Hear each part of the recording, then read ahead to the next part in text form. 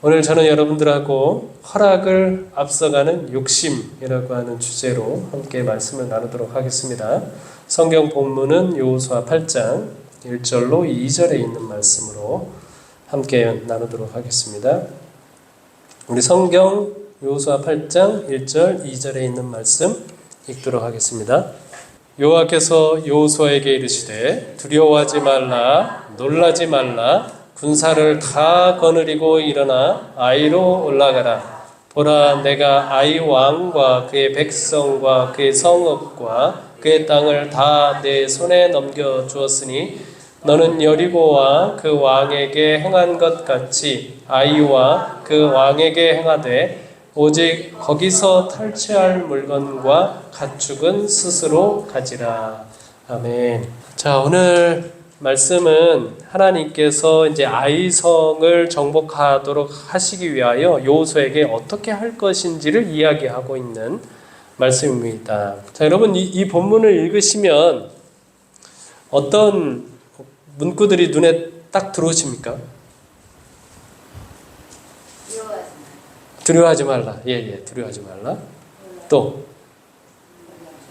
놀라지 말라. 예, 그런 말씀도 나오고. 여러분 아간과 연관지어서 이 본문을 좀 같이 생각을 해보면 어떤 생각해 볼 만한 문제들이 있어요? 네? 죄악 또. 저는 두 가지 같이 생각해 보려고 합니다. 첫 번째로는 이전 아이성 전투에서 패배했죠. 우리 3,000명만 가도 됩니다. 이렇게 정탐꾼이 보고를 했고 실제로 여호수아는 3,000명만 보냈습니다. 자, 그랬더니 결과는 어떻게 됐어요? 거기에서 패배를 해가지고 36명이나 죽임을 당하는 일이 있었습니다. 이 일로 인해서 굉장히 이스라엘 백성들이 실망을 했습니다.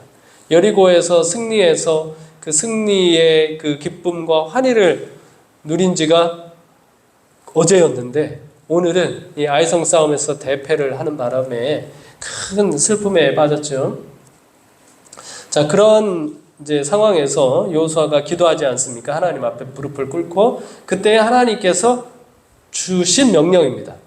자, 이 명령 가운데 주목할 만한 점이 무엇인지 한번 살펴보도록 할게요. 두 번째 질문은 뭐냐면 오늘의 본문을 읽은 내가 만약 여리고 성을 무너뜨리는 현장에 있다면 아간에게 어떤 이야기를 해주겠습니까? 그러니까 여호수아 8장에 있는 본문을 다 읽었습니다. 하나님께서 이런 명령을 내렸어요. 이 명령을 제가 이제 알게 됐습니다. 그런데 이제 타임머신을 타고 여리고 성을 점령하는 그 현장으로 우리가 간다고 하면 아간이 그 여리고 성 점령하면서 뭐 했습니까? 시날산 외투와 은 200세겔과 금 50세겔을 훔치지 않았습니까? 그 훔치고 있는 아간에게 여러분이라면 어떤 이야기를 해주고 싶으시냐 이겁니다. 저는 이제 그 생각을 가지고 이 본문을 좀 보게 됐습니다. 이 본문을 통해서 여러분들은 예수님을 보시면 좋을 것 같고요. 그 다음에 예수님의 모습 가운데서 내가 꼭 담고 싶은 모습이 무엇인지 함께 생각해 보도록 하겠습니다. 저는 오늘 본문을 보면서 굉장히 눈에 띄었던 부분이 뭐냐면 군사를 다 거느리고 가라 라고 이렇게 말씀하고 있는 장면입니다. 정탐꾼이 볼 때에는 몇 명만 가도 충분했어요?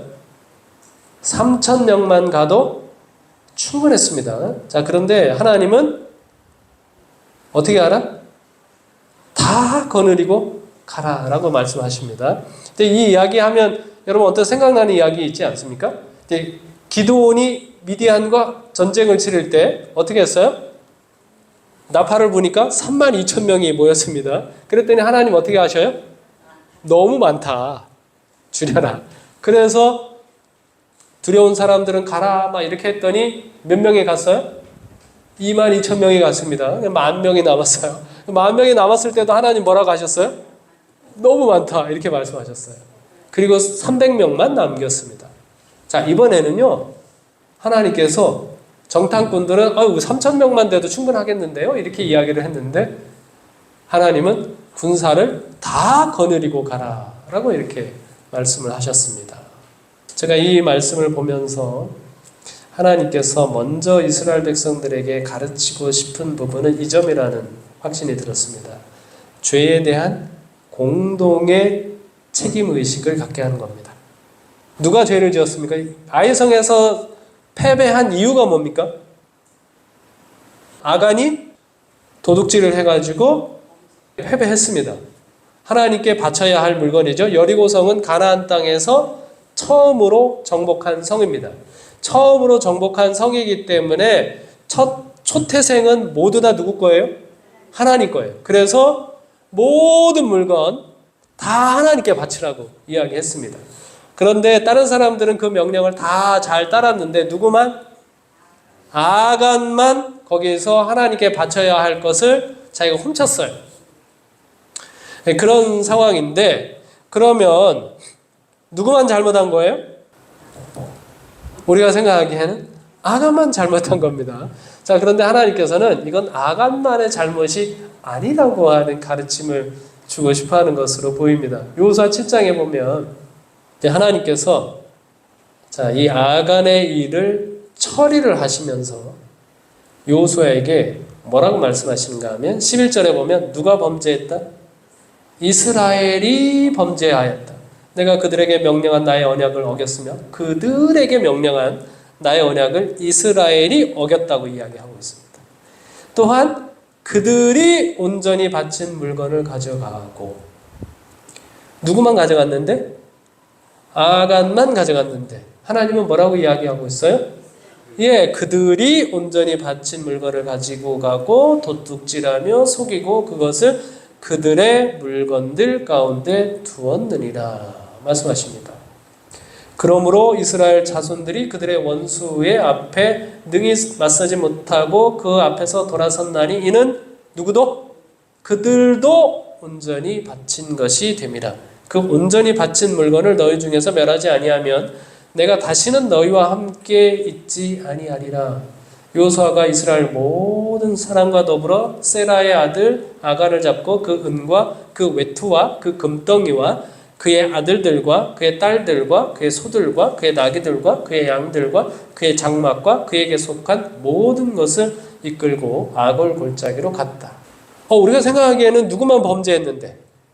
아간만 범죄했는데 하나님께서는 이스라엘이 범죄했다고 이야기하고 그들이 물건을 도둑질했다 라고 이렇게 말씀하고 있습니다. 하나님 왜 이렇게 말씀하시는 거죠?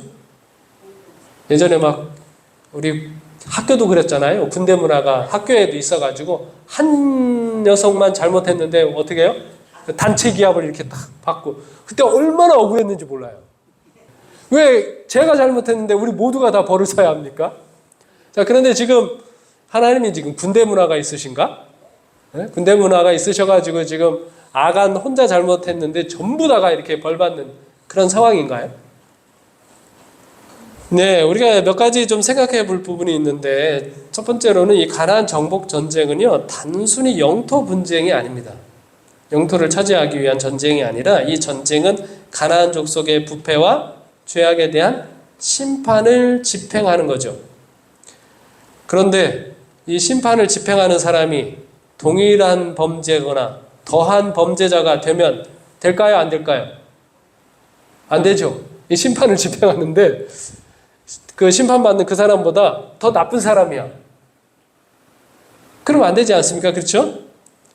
우리가 흔히 자주 듣는 말이 있지 않습니까? 뭐 아이들 교육하다 보면 그런 거 많이 느끼는데 애들 막 너 잘못했다고 막 얘기하면 애들이 뭐라고 얘기하는가 하면 쟤는요? 이렇게 아니 나도 잘못했지만 쟤가 더 뭐 했다는 거예요? 더 잘못했다고 이야기할 때가 얼마나 많은지 모릅니다. 그렇죠? 집행자는 그 형벌이나 심판이나 이것을 집행하는 사람은 공정하고 공평해야 합니다. 그렇지 않으면 이 심판을 받는 대상들이 뭐 하게 되어 있는가 하면 다 반발하게 되어 있죠. 받아들일 수가 없는 겁니다.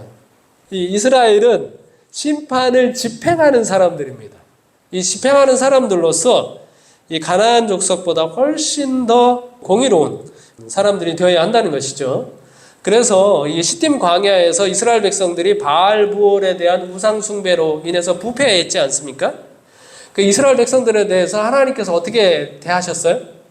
추상같이 그 책임을 물으셨습니다. 바알부올에 부속된, 바알부올에 붙여진 이스라엘 백성들 2만 4천 명을 전염병으로 죽게 했습니다. 그리고 시몬 족장 시므리와 미디안 여인 고스비는 제사장 비느하스의 창에 범죄 현장에서 즉결 처분됐죠.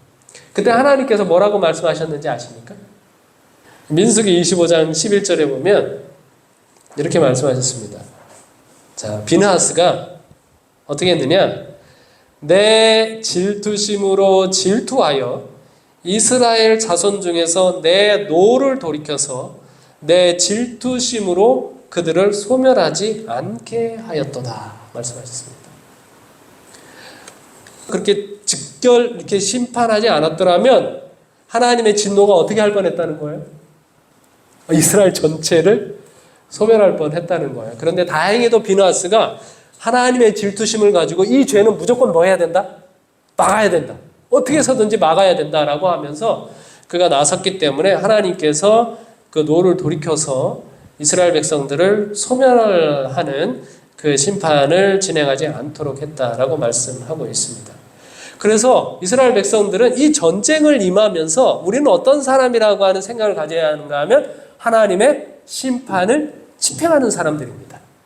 하나님께서 가나안 족속을 430년간 참으셨어요. 자, 아브라함을 보냈어요. 그 땅을 돌이키도록 하기 위하여 그 뒤이어서 이삭이 봉사를 했습니다. 그리고 야곱이 봉사를 했습니다. 그럼에도 하나님께서 기회를 더 주셨죠. 이스라엘 백성들을 노예로 삼으시면서까지 이 아모리 족속들이 가나안에 있는 족속들이 회개하기를 기다렸습니다만 그럼에도 불구하고 가나안은 당시 가장 비열하고 가장 부패하고 가장 타락적인 우상을 숭배하는 그런 풍습을 가지고 있었다라고 하는 것이죠.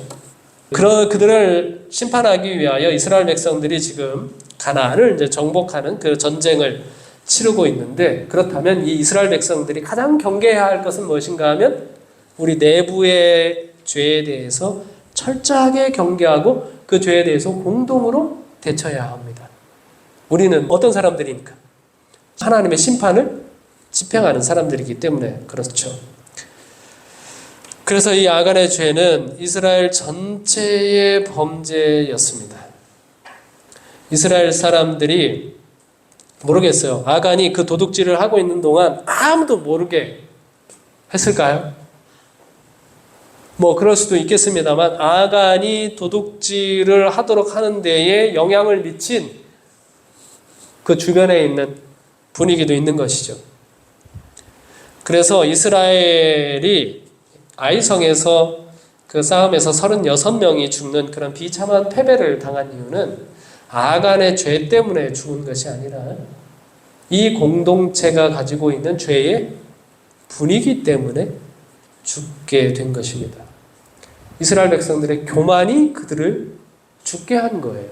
이스라엘 백성들이 여리고성을 점령한 다음에 어떻게 했습니까? 우쭐해졌죠. 여리고성도 우리가 뭐 하는데? 정복할 수 있는데 저 아이성쯤이야 라고 하면서 교만해진 것이죠. 그래서 36명이 죽는 그 패배는 아간의 죄 때문이라기보다는 이 공동체가 가지고 있는 죄악적인 분위기 때문에 죽게 된 것이다 라고 볼 수 있는 것입니다. 그래서 우리가 가지고 있는 이 양주중앙교회의 영적 분위기가 굉장히 중요합니다. 우리는 범죄를 조장할 수도 있고 때로는 범죄를 막을 수도 있는 그런 영적 분위기를 갖고 있는 것이 매우 중요한 것이죠. 이 죄에 대한 공동의 책임의식을 하나님께서는 이제 갖기를 바라시는 것입니다. 그리고 적어도 특별히 언급이 되어 있던 이 아간의 가족에 대해서는 우리가 깊이 생각해 볼 필요가 있습니다. 여러분, 우리 가족은요, 구원의 공동체지 범죄의 공동체가 되어서는 안 됩니다. 이 성경을 보면 묘하게 이 두 집안이 이렇게 비교가 되고 있습니다. 하나는 라합의 집안과 아간의 집안이 비교가 되고 있어요. 이 라합은 어떤 사람이었는가 하면 이스라엘의 정탐꾼이 여리고성에 들어왔을 때 그 정탐꾼을 숨겨줬습니다. 근데 아간은 하나님께 바쳐야 할 그 물건을 도둑질해서 숨기는 것이었죠.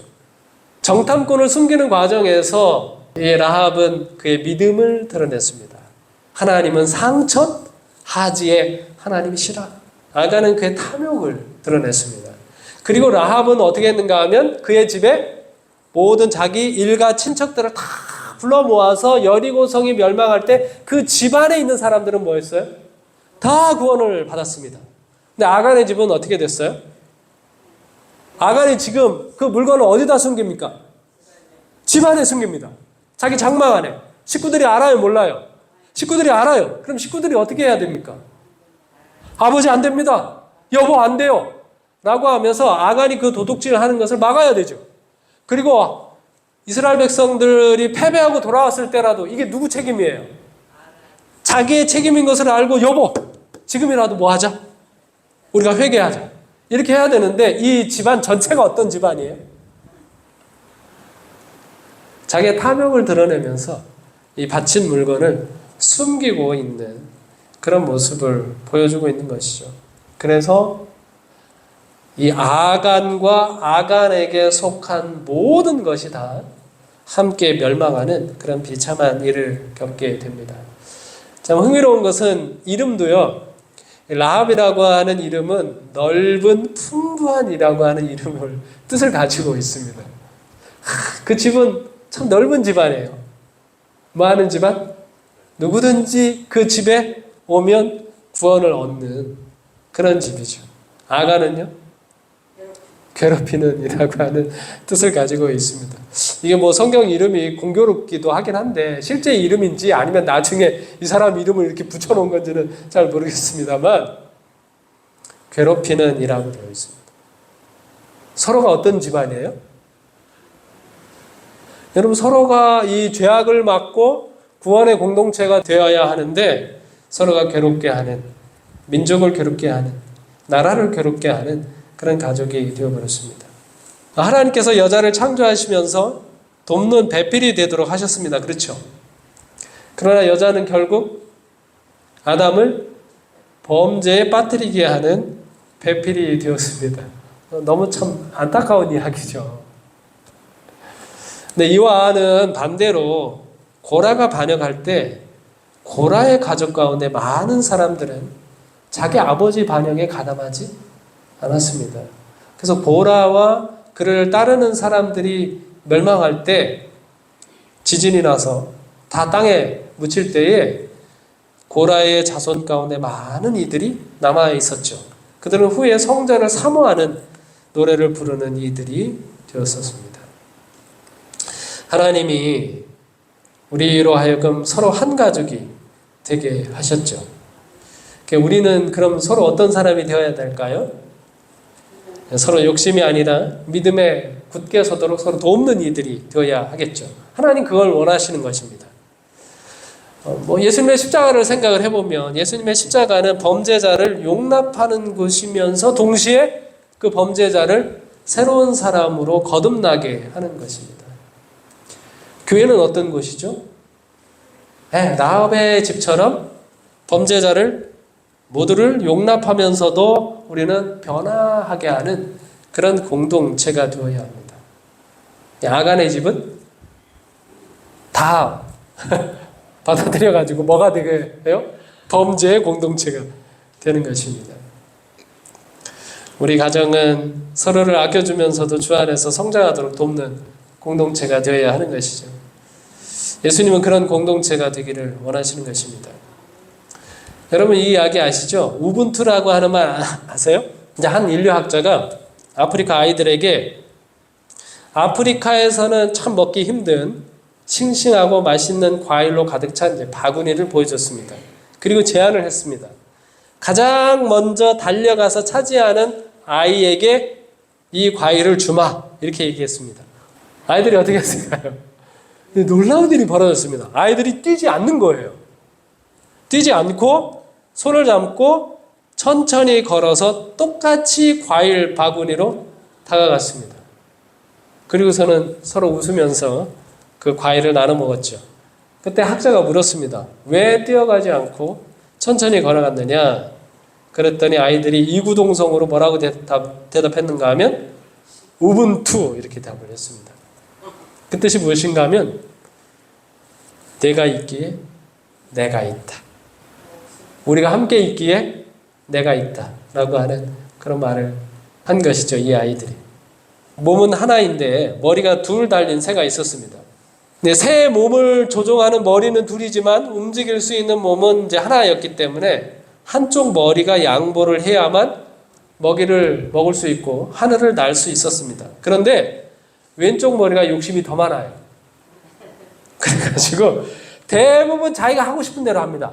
먹이를 먹을 때도 자기가 맛있고 풍성한 쪽을 다 먹고 나면 오른쪽 머리에게 몸을 사용하게 이렇게 허락을 해주는 겁니다. 그래서 오른쪽 머리가 한 번만 내가 먼저, 자기가 먼저 밥을 먹게 해달라고 부탁을 했습니다. 근데 왼쪽 머리가 안 들어줬어요. 어떻게 하면 좋죠? 결국 다음날 이 새가 죽고 말았습니다. 이유는 뭐냐면 자기 식사 시간이 되었던 이 오른쪽 머리가 열매 대신에 독초를 먹었기 때문에 그렇습니다. 여러분, 이 새가 죽은 것이 누구 잘못입니까? 오른쪽 머리 잘못입니까? 왼쪽 머리 잘못입니까? 오른쪽 머리 잘못이에요? 왼쪽 머리 잘못이에요? 우리는 한 몸 의식이 필요한 거예요. 독초를 먹은 거는 뭐지만 오른쪽 머리이지만 독초를 먹기까지 이 분위기를 만들어간 건 누구예요? 왼쪽 머리죠. 우리 중에 만약에 죄가 있다면 그것은 공동의 책임이라고 하는 의식을 가져야 한다는 것이죠. 나는 잘못이 없으니까 벌어진 이 사태에 대해서 나는 아무런 책임이 없다라고 하는 태도는 하나님께서 원하신다, 원하지 않는다. 하나님께서 원하지 않는다는 거예요. 여러분, 다니엘서 9장에 보면 다니엘의 기도가 나와 있지 않습니까? 다니엘이 이스라엘 백성들이 망하는데, 성소가 황폐되는데 다니엘이 무슨 잘못을 저질렀습니까? 그는 아무런 잘못도 저지르지 않았습니다. 그렇죠? 그렇지만 그는 어떤 기도를 합니까? 나와 내 민족의 죄를 하나님 앞에 회개하는 그런 기도를 올리고 있는 것이죠. 그는 우리 민족의 죄에 대하여 공동의 책임의식을 가지고 있습니다.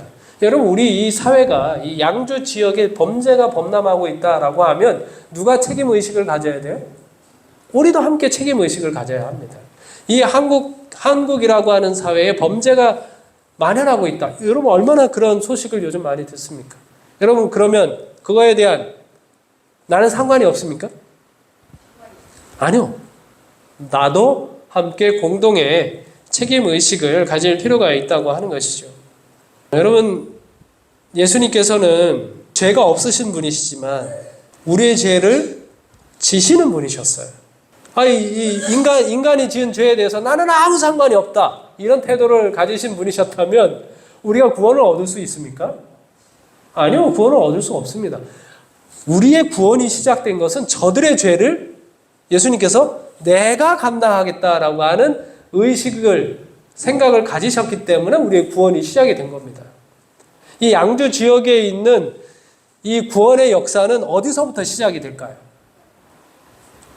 저들의 궁핍과 저들의 잘못과 저들의 필요에 대해서 내가 공동의 책임의 의식을 가질 때에 그 일이 가능하다라고 하는 것이죠. 14만 4천인은 어떤 사람들일까요? 이 14만 4천인은 그런 책임감을 느끼는 사람들입니다. 여러분, 이 각시대의 대쟁투 619쪽에 보면 야곱의 환란을 겪을 때 고뇌의 시간을 갖게 되는 한 가지 요인을 기록을 하고 있습니다. 왜 그 시간이, 중보자 없이 서는 그 시간이 너무나 고통스러운 시간인가? 그것 가운데 한 가지 이유가 뭐예요? 그 당시 성령이 떠난 다음에 그들은 각처에서 반역의 음모에 관한 말을 듣고 적극적인 반역 활동을 목격하게 된다. 그때 그들의 마음에는 그 큰 반역을 그치게 하고 악인들의 사악한 행위를 근절시키고자 하는 열렬한 욕망, 곧 애타는 심정이 타오르게 된다. 여러분, 우리가 이 야곱의 환란을 겪고 있는 이 남은 자손이 지금 지성소에서 의인은 그대로 의롭고 악인은 그대로 불의하고 이렇게 한 것이 선언된 것을 명확하게 압니까 모릅니까? 그 상황에 대해서 명확하게 알 수가 없습니다. 그렇죠? 그런 상황 가운데서 이 악이 충만한 이런 세상의 형편을 보면서 무엇을 느껴요? 그 사악한 행위를 근절시키고자 하는 열렬한 욕망, 애타는 심정을 갖게 된다고 하는 것이죠. 그러나 그들은 그 반역의 활동을 저지시켜달라고 하나님께 탄원하는 한편 그들 자신에게는 악의 큰 물결을 저항하거나 방어할 능력이 전혀 없음을 깨닫고 몹시 큰 가책을 느끼게 된다. 만일 그들이 언제나 그리스도의 사업에 그들의 능력을 남김없이 쏟아오고 계속적으로 힘있게 전진했을 것 같으면 그 사단의 세력이 그들을 이기지 못할 것이라고 느끼게 된다. 어떤 고통을 느끼는 거예요? 어떤 환난을 겪는 거예요?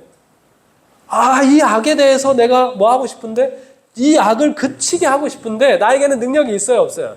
나에게는 능력이 없어요. 그래서 하나님께 기도합니다. 자, 그런데 이렇게 큰 악이 저질러지기 전에 뭐 했더라면? 내가 더 열심히 애쓰고 노력했더라면 이렇게 사단이 그들을 점령하지는 못했을 것이라고 느끼게 된다라고 하는 것입니다. 이게 마지막 때의 남은 자손의 성품의 모습입니다. 그러니까 우리가 우리 주변에 일어나는, 우리 교회 안에 일어나는, 우리 가정 안에 일어나고 있는 이 죄악에 대해서 공동의 책임의식을 얼마나 느끼고 있느냐, 이것이 내가 정말 남은 자손이구나, 아니구나 라고 하는 것을 깨닫게 하는 한 가지의 시금석이 될 수 있는 것입니다. 그 다음에 이제 두 번째로는요, 하나님께서 군사를 뭐 하라고 말씀하셨는가 하면 다 거느리고 가라라고 이렇게 말씀하셨습니다. 이 점은 참 흥미로운 장면입니다. 이스라엘의 군사가 얼마나 되는가 하면 60만 1730명입니다. 시딤 광야에서 반역을 한 다음에 전쟁에 나갈 만한 사람을 세해 보니까 60만 1730명이었거든요. 근데 아이성의 군사만 말고요, 남녀, 노유 모두 합쳐가지고 몇 명이에요? 12,000명입니다.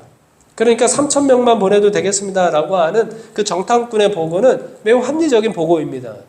군사는 그 정도 안 될 테니까요. 근데 하나님께서 이게 얼마나 비효율적인 전쟁입니까? 근데 하나님께서 뭐 하라고 말씀하셨어요? 군사를 다 거느리고 가라라고 이렇게 말씀하시는 것이죠. 하나님께서 뭘 가르치고 싶은 걸까요? 일단은요, 이 아이성 정복이 우리의 실력으로 정복할 수 없다는 것을 가르치고자 하시는 것으로 보입니다.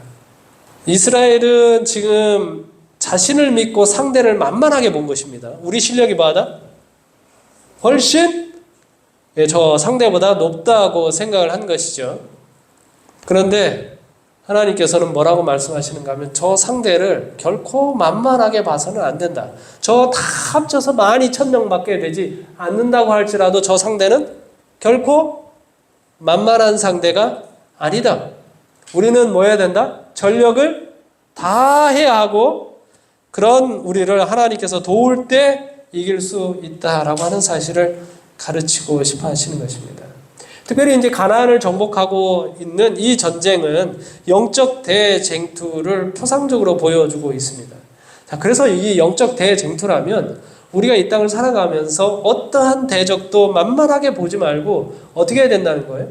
총력을 다해야 된다는 것입니다. 총력을 다해야 될 뿐만 아니라 우리 모두가 함께 합심해서 이 세력을 대적해야 된다라고 말씀하고 있는 것이죠. 사실 여러분, 한 영혼을 구원하기 위해서도 하늘은 어떻게 하십니까? 총력을 다 기울이십니다. 여기 치리봉사 134쪽에 보면 만일 단 한 영혼만이 당신의 은혜의 복음을 받아들일지라도 그리스도께서는 그 한 사람을 구원하기 위하여 당신의 수고와 굴욕의 생애 그리고 치욕의 죽음을 택하셨을 것이다. 한 사람입니다. 그러면 한 사람을 구원하기 위해서는 예수님께서 이렇게까지 하실 필요가 있어요? 필요가 있다는 겁니다. 그럴 필요가 없을 것처럼 보이는데 그럴 필요가 있다는 겁니다. 하늘은 한 사람을 위해서도 뭐 한다는 거예요? 총력을 다한다는 것입니다. 여기 시대소망 356쪽에 보면 하나님의 관심과 온 하늘에 관심이 집중된 대상은 하나님께서 당신의 독생자를 주셔서 구원하게 하신 영혼들과 이 작은 세상인 것이다. 하나님만 관심이 있는 게 아니에요. 누구도 관심이 있어요? 온 하늘이 다 관심을 가지고 있습니다. 이 지구를 구원하기 위해서, 한 영혼을 구원하기 위해서 온 우주가 총력을 기울이고 있는 겁니다. 여기 시대의 소망 131쪽에는 영원한 번약의 영광이 황홀하게 우리 앞에 나타나게 되는 그때에 우리는 예수께서 이 모든 것을 우리를 위하여 버리시고 하늘 궁전을 떠나셨을 뿐만 아니라 우리를 위하여 실패와 영원한 상실의 위험성을 무릅쓰셨다는 것을 기억하게 될 것이다. 우리가 하늘에 가면 정말 황홀해가지고 내가 뭔데 예수님께서 이 모든 것을 포기하고 이 땅에 오셨단 말인가, 이런 위험을 무릅쓰셨단 말인가 라고 하는 것을 기억하게 된다는 거예요. 그래서 예수님이 우리에게 면류관을 씌워줬는데 그 면류관을 쓰고 있을 수가 있어요? 없어요? 있을 수가 없어. 너무나 황송해가지고. 그래서 예수님의 무릎 앞에 발 아래 우리의 면류관을 벗어 던진다고 이야기하고 있습니다. 제가 이제 벗어 던진다라고 하는 표현이 이거 너무 좀 무례한 듯한 표현 같잖아요. 고의 갖다 놔야 되는데 제가 그 말씀을 이렇게 이해합니다. 하나의 미련도 남지 않아요. 나에게 쓰여진 면류관이. 왜? 하나님께서 우리를 위하여 치르신 그 놀라운 희생을 생각하면 우리가 쓰고 있는 면류관에 대해서 하나의 미련도 가질 수가 없는 것이라고 이야기하고 있는 것이죠. 여기 선지자왕 486쪽에 보면 이렇게 말씀하셨습니다. 그래서 우리가 하나님의 사역을 할 때, 우리가 신앙을 할 때 이런 태도로 하는 것이 매우 중요합니다. 인간의 노력은 하나님의 능력이 없이는 아무 쓸모가 없고 인간의 애씀이 없이는 하나님의 수고가 많은 사람에게 전혀 도움이 되지 않는다. 하나님의 은혜를 우리 자신의 것으로 만들기 위하여서는 우리는 반드시 우리 몫을 해야 한다 말씀하셨어요. 뭐 해야 된다고요? 우리가 아무리 노력해도 뭐 없이는 안 돼요? 하나님의 능력이 없이는 아무 쓸모가 없어요. 그런데 반대도 역시 성립된다는 것입니다. 하나님은 모든 능력, 하나님의 모든 수고를 해주시는데 우리가 아무것도 안 해. 그러면 소용이 있다 없다? 전혀 도움이 또한 되지 않는다라고 말씀하고 있습니다. 그래서 율법의 첫 번째 강령 다 요약하면 우리가 하나님을 어떻게 사랑해야 합니까? 마음을 다하고 뜻을 다하고 목숨을 다하고 힘을 다하여라고 말씀하고 있는 거예요. 뭐 어떻게 해야 된다? 총력을 기울여야 된다라고 하는 것이죠. 우리가 하나님 앞에 우리의 신앙의 생애 또 누군가를 구원하기를 원한다면 하나님 앞에 우리의 모든 애를 써가지고 하나님의 능력을 간구해야 되는 것이죠. 우리가 할 수 있는 모든 최선의 노력을 기울여서 하나님의 능력을 간구해야 됩니다. 그리고 하나님께서 우리에게 능력을 베풀어 주실 때, 응답해 주실 때 그것을 가지고 뭐 하는 것이에요?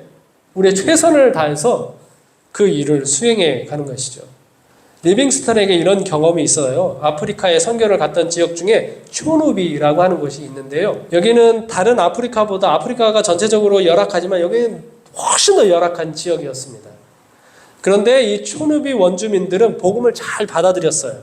모두 주님을 영접했습니다. 그런데 모든 주민들이 복음을 받아들인 뒤에 극심한 가뭄이 찾아왔습니다. 비가 잘 오지 않는 지역이긴 했지만 식수까지 다 떨어졌어요. 최악의 상황이 찾아왔습니다. 수장이 리빙스턴을 찾아와서 말했습니다. 식수가 떨어져 가고 있습니다. 이대로라면 사람이 죽을지도 모르는데 하나님에게 비가 오게 해달라고 기도를 해주십시오. 이때 어떻게 해야 될까요? 네, 기도를 했습니다. 리빙스턴이 기도를 했습니다. 네, 기도를 할 때 하나님께서 깨닫게 해주셨어요.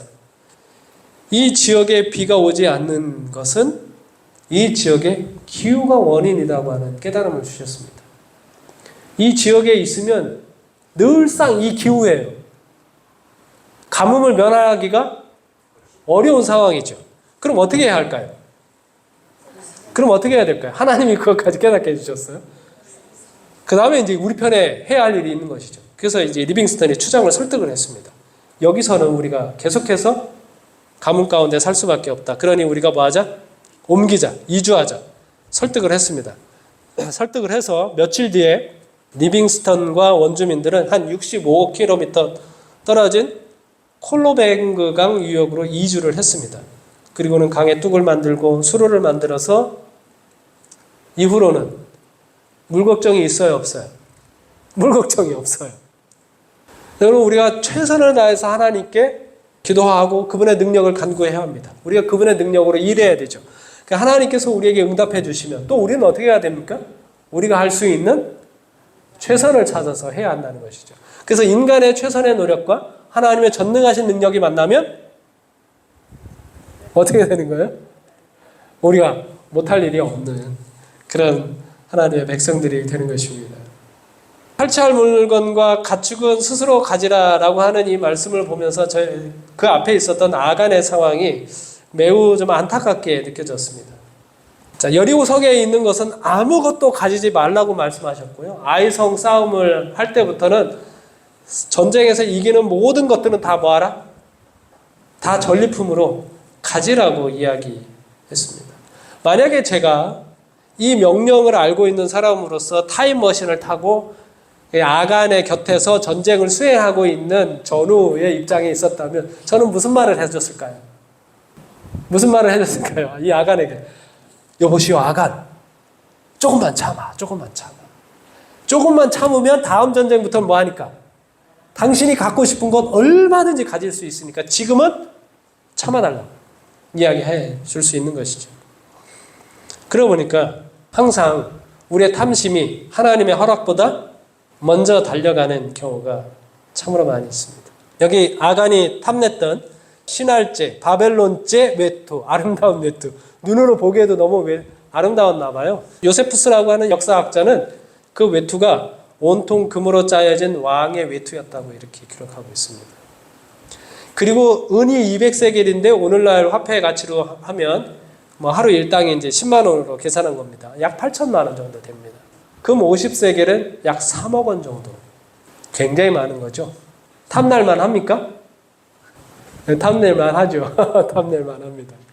그러니까 하나님의 허락보다 내 욕심을 채우고 싶은 생각이 먼저 들어가는 겁니다. 그런데 우리가 조금만 참으면 하나님께서 얼마든지 허락해 주시는데 우리가 그것을 참지 못하고 차지해버리는 경우가 얼마나 많이인지 모릅니다. 우리 모두에게 다 욕심이 있나요? 각자? 다 있죠. 예, 어떤 사람은 자기 거 너무 잘 챙기는 사람이 있고 어떤 사람은 높은 자리를 잘 챙기는 사람이 있고 어떤 사람은 사람들을 욕심이 있어가지고 자기 편을 다 만들고자 애쓰고 하는 사람도 있습니다. 근데 이 탐욕이라고 하는 욕심이라고 하는 죄악은 참 무서운 죄악인 게 뭔가 하면 공공연하게 교회를 반대하는 건 아닙니다. 누가 사람을 죽였다. 이건 뭐 교회를 완전히 반대하는 거 아닙니까? 뭐 간음을 저질렀다. 이거는 뭐 확 눈에 띄는 거잖아요. 그 공공연하게 교회를 불명예스럽게 하는 죄악들입니다. 그러나 이 탐욕의 죄는 얼마든지 신앙적인 것처럼 보이게 하면서 나의 욕심을 채울 수 있는 그런 죄악입니다. 얼마나 무서운 죄인지 모릅니다. 그래서 골로새 3장 5절에서는 탐심은 뭐라고요? 우상숭배라고 이렇게 말을 했습니다. 사도 바울도 로마서 7장에 보면 율법을 통해서 뭘 깨달았어요? 탐심을 깨달았습니다. 그 탐심을 깨달은 이 사도 바울이 뭐라고 고백하는가 하면 오호라 나는 곤고한 사람이로다 이 사망의 몸에서 누가 나를 건져내랴 하고 탄식을 합니다. 이 상황에서 바울이 누구를 바라봅니까? 그리스도를 바라보죠. 그리고 하나님께 감사할 수 있었습니다. 그리고는 그는 그리스도 예수의 사람들은 육체와 함께 그 정욕과 탐심을 뭐 했느니라? 십자가에 못 박았느니라 라고 이렇게 고백할 수 있었습니다. 제가 이제 아간의 이야기를 보면서 우리가 신앙을 하면서 우리의 욕심이 우리의 인도자가 되지 않았으면 좋겠다 이런 생각을 했습니다. 하나님의 허락이 우리의 인도자가 되어야 되는데 하나님의 약속이 우리의 인도자가 되어야 하는데 우리는 이 하나님의 허락과 하나님의 약속을 기다리지 못하고 자꾸 뭐가 앞서려고 해요?